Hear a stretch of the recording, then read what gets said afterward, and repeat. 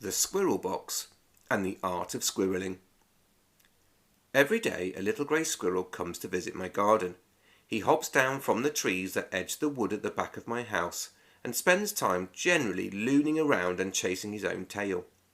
I like to think that he comes to lift the spirit of the day, though I also know his real motive is to check out the contents of my bird feeder laden with nuts and seeds. It probably goes without saying that I have named him and chosen the moniker Eric.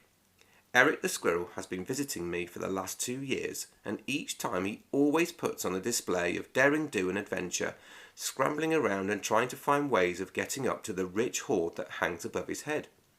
Poor old Eric, no matter how much he tries, he never actually manages to reach the tantalising treasure. All the while the birds seem to join in and laugh at his antics, showing him just how easy it is to feast. It's as though their birdsong is either mocking him or encouraging him to keep going for their entertainment and mine. Watching Eric through the window while he gallivants around on the lawn often reminds me of how childhood is also fascinated with collecting objects and treasures. It's as though the world of things coaxes children to come and explore and find, pulling on their curiosity and sense of wanting to find out and understand. Within early years, we often find examples of curiosity cubes, which present objects for children to look at and wonder. But sometimes I'd like to see further opportunities for children to make their own and be more immersed in their contents rather than be presented with them. That's not a criticism of curiosity cubes, by the way, they can be fab.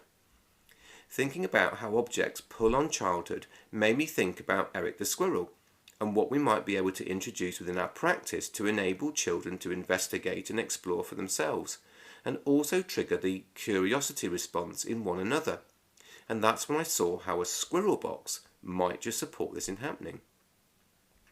I actually have 2 squirrel boxes, one in my fridge, one in my larder, that are home to cheese, nuts, yogurts, fruit, crisps and other snack type foods. I have these because I'm a bit of a grazer, preferring to eat small and often rather than have a big meal. I've always been like it, and my friends often refer to me as a squirrel and find it tricky to cook meals for me, as I prefer a packet of crisps and an apple above a lasagna. I'm drawn to my squirrel boxes because their contents have been chosen by me and will be eaten by me, a bit like a squirrel's food store. The concept of choice is therefore central to the squirrel box idea in play. We give children a container, a tin, Pringles packet, a cardboard box or an old lidded lunchbox, and invite them to place within it objects that they find within the adventures of the day. I'm sure you can already feel the possibilities that a squirrel box might present to children.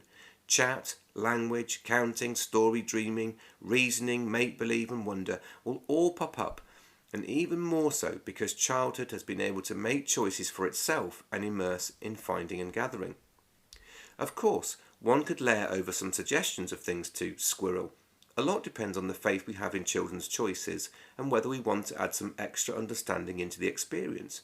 We could in time invite children to squirrel for particular objects, features, quantities, shapes, colours, connections or uses if we so wished. All will tap into childhood's inquisitive mind and positive emotional reaction to finding and revealing. We could even have a squirrel box for ourselves. Imagine the potential for modelling language alone, all rooted in the joy of being a hunter and collector. I'd like to think that Eric the Squirrel would be super happy to know that children were being like him, and I'd also like to believe that perhaps the birds would sing that little bit